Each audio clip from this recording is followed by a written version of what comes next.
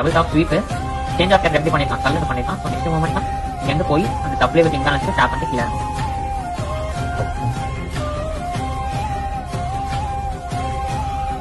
இவன் கூட பாருங்க. இப்போ போனவன் என்ன பண்ணிருக்கான், இந்த சப்ளை அந்த மேல இப்போ இதுவும் ஒரு பைசைல் லிக்விட் தானே.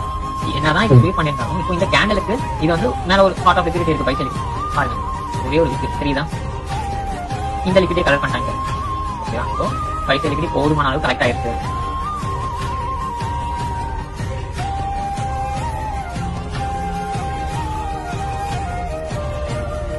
ஒரு ஆப்போசிட் கலர் கேண்டில் கரெக்டா. இதை விட்டோம்னா இங்க ஒண்ணு இருக்குது சரிதா, ஆப்போசிட் கலர் கேண்டில் வித் இம்பேலன்ஸோட இருக்குது கரெக்டா.